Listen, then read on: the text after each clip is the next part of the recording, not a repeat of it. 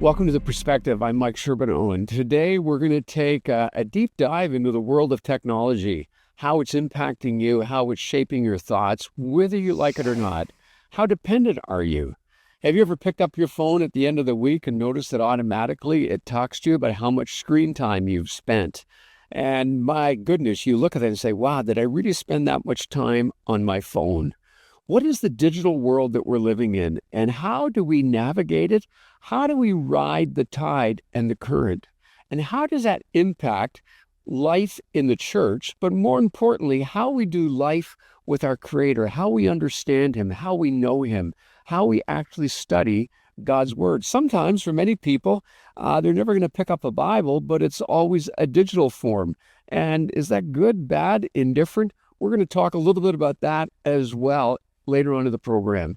Here today helping me is a lady who has founded a company called Word Made Digital. Her name is Joanna la Fleur. She's a broadcaster, a podcaster. She is a speaker, very well connected in the world of media and understanding how it impacts the church in the whole area of helping people to follow Christ, which is discipleship, but also in how we share the good news, which is oftentimes called evangelism.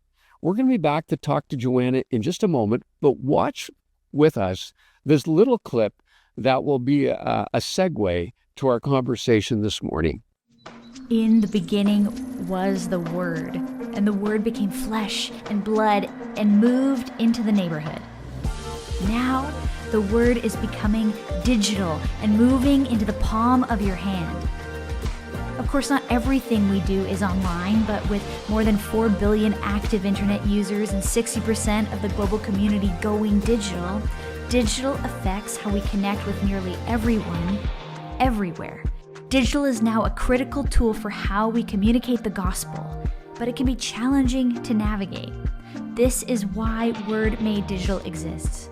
Our vision is to help 1 million Christians and 10,000 churches fulfill the Great Commission in the digital age. The church has the best news in the world, so we want to help you be the best communicators in the world. Word Made Digital. You know, you can find Joanna la Fleur with Christian creatives and communicators on the Word Made Digital. Communications training on the Word Made Digital tutorials and her Bible teaching on the national TV show, See, Hear, Love. Along with many other things, Joanna, we just want to welcome you today to The Perspective. Thanks for joining us. Thanks for having me. It's great to be here.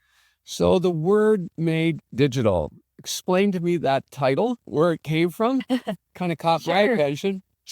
Yeah, well, I mean, it's a play off of John chapter 1, where the Word became flesh and blood, or as Eugene Peterson said it in the message, the Word became flesh and blood and moved into the neighborhood.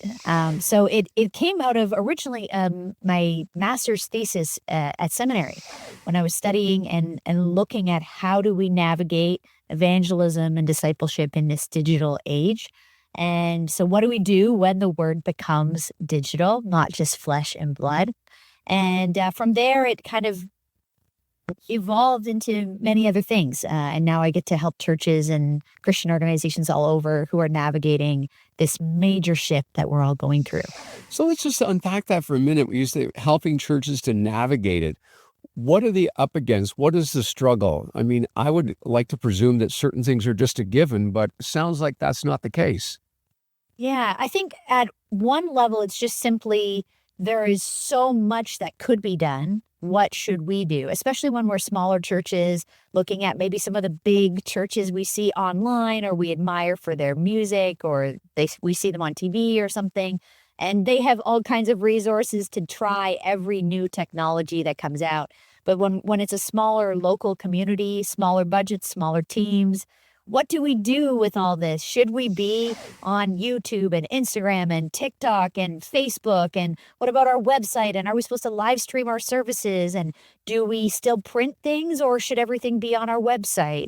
There's lots of dynamics to that. And how do we cross those bridges between older generation and younger generation? So in many ways, it's a strategic conversation. What do we do with whether big or small, what do we do with the limits of our time? our budget, our resources, our people, and how do we best use them for the kingdom in his time?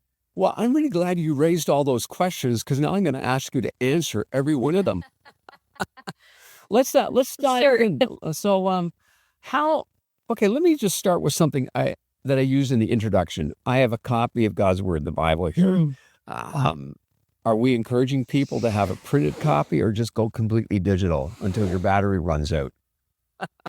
Okay, this is a great question because I just came off of a tour I was doing with the Canadian Bible Society where we were going across Canada, and I had the opportunity in this larger conference to do a panel interview with young people. These are like late teens, early 20s, and we asked them that very question. So these are like Gen Z type people, and we said, "What do you think about physical Bible versus digital Bible?" And every single person across the country of Canada said, we want physical Bibles. When we get together and we're studying the Bible or we're at church, we want to use physical paper Bibles. I think in between, we probably can all access, you grab your phone and you access something or you want to look something up if you can't remember where it's found.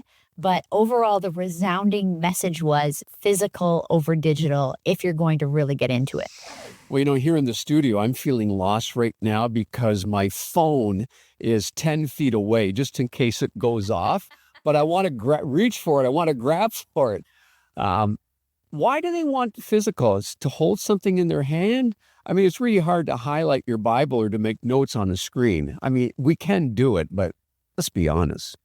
What's the draw? Yeah, well, there's the famous communication theorist was Marshall McLuhan, who was at the University of Toronto, now nearly 100 years ago. But he said the medium is the message. If you've heard that famous expression, the medium is the message.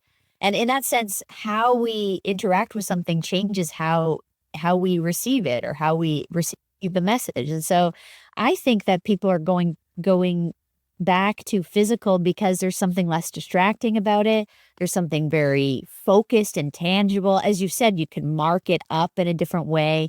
I think digital tools are amazing and I'm for them, but there's nothing that beats some physical when you're in person with other people and holding like physical paper in your hand. Imagine that. We've heard that as a resounding thing. I think young people have grown up from their earliest moments. They've been connected to screens. They know how to use an iPad when they call them iPad kids when they're like 1 and 2 years old. They know how to use an iPad. And so I think there's sort of a reaction against that to say there have to be some things that are tangible still in our lives. Okay, the typical church in Canada is small, so let's say around 75 to 100 people. And you're advising churches. What would be the first thing you'd advise them to start considering? Well, it really depends where they're starting from. But if you're a church of that size, I think probably the number one things I would say is forget about what all the big churches are doing. Ignore that. And I think probably the best places for you to focus is having a great website that you can edit yourselves. We don't have to pay or hire out or have a technical skill to do it.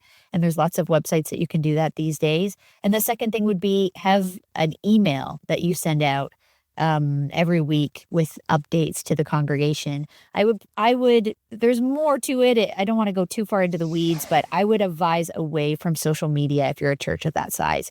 There's not enough resources and capacity to do it. These days, social media is very much a full-time job in some organizations. And so if someone has 30 minutes a week, it's just going to become a bulletin board. There you post something and run away from it and never interact with people. But social media is designed to be social. So if you don't have the resources to do that, I would say lean in to the power of the amazing community you have. You can know people by name and by face and, go into the email list, and the website is the places to focus. Forget what the big guys are doing and do what you do best. Community. I am really intrigued with that advice, and I resonate with it. I think it's a wise thing. The temptation is we're so surrounded by technology. We want it all. And many people don't realize, as you said, the time involved in making something happen. my goodness, even in producing a program like this, it's one thing we put it on networks, but then we put it on all sorts of social media platforms. And that's a full-time job as well, just for some, and an individual. And as you build the team, it's really hard to explain that to people who are saying, well, don't you just snap your fingers and it all happens? Yeah. Well, again, depending on who you are, now we're not, probably people aren't interested too much in my strategy sessions on how to actually go about it. But depending on where we are in the life cycle of an organization, the team we have, even the skill set, it might be that you're a small church that has the ability to do social media really well because you have someone in the group who is an amazing resource for that. But I would just say generally, I think I'll go on Instagram for a church and they haven't updated it in 18 months. And then they feel kind of guilty. It's sort of like a graveyard of events from 2 years ago. So I think just take the pressure off and, don't bother. But I would do something else with social media so that people can still find you. Joanna, we're going to be back in just a moment to ask you a whole bunch of other questions related to what you do and hear more about the organization that you lead. But I want to say before we go to the break that if you would like to talk to somebody, if you need prayer, if you're just saying, hey, today I'm just overwhelmed with life, why don't you call the toll-free number at 855-910-6297. There are people there to pray with you, to encourage you, or at any time you can write us, theperspective.tv. We're going to be back in a moment with Joanna la Fleur.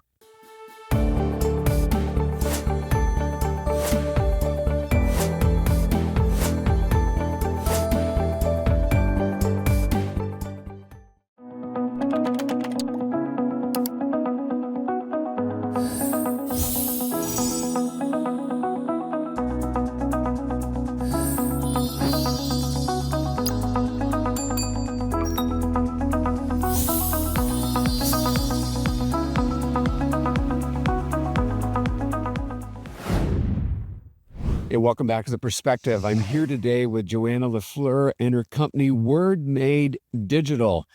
And Joanna, as I said in the first part of the interview, I got a ton of questions for you. Let's go to maybe what I think is a foundational question.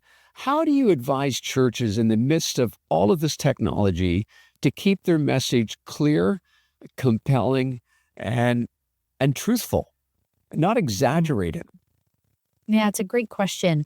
I'm hearing over and over from young people, they're not looking for cool. They don't need you to be the cool pastor. They just want you to be authentic, just as you've said, authentic and real. We see the data of young people is Barna did a study and they call it the open generation because young people are more open than we've ever seen in our lifetimes to conversations about spiritual things. They're open. In many cases, we've heard the expression, I'm an open book. I don't have a context. They've said things like when they do surveys of what do you think about Jesus, positive or negative, over and over, younger people are saying, actually, we don't know him. We have no opinion of Jesus because we don't know anything about him. Could you tell me? Tell me something about him. And so when I think about churches being authentic and sticking to the message, students, young people, they're not, even adults, we're not looking for the church to be cool. Hollywood does a great job at entertaining. The local megaplex can give you something to do on the weekend, but churches have timeless truth and we get to tell people about it. So in that sense, and when we talk about that in the digital world, it's about keeping it simple. Like we don't need to be all places and all things. As I've just said, there's YouTube and Twitter, which is now X, and TikTok, and there's Facebook and Instagram and 100 other new platforms that are popping up. And we can run around with chickens with their heads cut off. But the more we can be focused in and just say we can do these few things well, and we want to have real relationship in real life with real people, inviting people to gather around coffee shops and tables together, having meals together. This is what people want. And the reality is that's not new. We've been doing that as a church for a few thousand years. We know how to host people and have a meal and have a conversation and welcome people in. So we can keep doing that. And sure, if the digital platform is the place they find us, maybe discover what we're about, maybe even peek in at our service if you do a live stream or something, that might make people feel like they can come check you out. But I think we can stick to the basics, and it seems that we see a generation that's really open to it. I'm glad you said that because, the title of your company is Word Made Digital. And I know it's a spin-off, as you said earlier, from John 1, where it talks about the Word became flesh. People are Yeah. looking for Jesus with skin on. They're looking to meet with people and having that dialogue. So let's talk about coming out of COVID and the huge isolation that many people involuntarily, it became a part of them. It was easy to be by themselves. How we break through that to become more flesh and blood people. Can we, Yeah. Well, I can we think use that's technology for that? sure. Okay. Well, what I love about what happened with COVID and the lockdowns is that we got before everything was theory. I wonder how much we can replace online and not have to do in person. But now we're really clear actually what works online and what doesn't. It's amazing what technology can do. I imagine many people might be watching this show on a digital platform, not just on the traditional TV networks. And that's amazing. There's amazing things that we can do to reach people online and to connect with one another. What I say is that digital is the water that we swim in. It's part of every aspect of our lives, but it's not the whole of our life. And so, in that sense, we might use our phone and say, hey, husband or wife, can you pick up milk on the way home today? And you've used technology to ask them to go get a physical thing and bring it home. Or you may be traveling for work and do a video FaceTime to loved ones while you're away, but it never replaces that in-person connection. The digital is for the in-betweens or maybe as a gateway in to a Christian community and a relationship, but it doesn't end there. It is supported by it, but it isn't the goal of its in and of itself. Tell me about your company. What are your goals and objectives? I know you want to help churches, but I'm going to ask you Yeah, just to sure. spell it out. Well, basically, the organization is there to help other people who are trying to figure this out.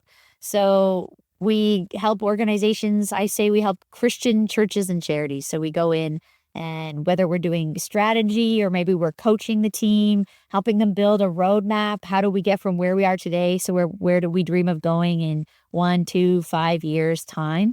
And then we build that out together. And then maybe along the way, they need some coaching because we're doing the roadmap, we're driving it. And then we hit a obstacle on the road and we have to figure out a way to go around it.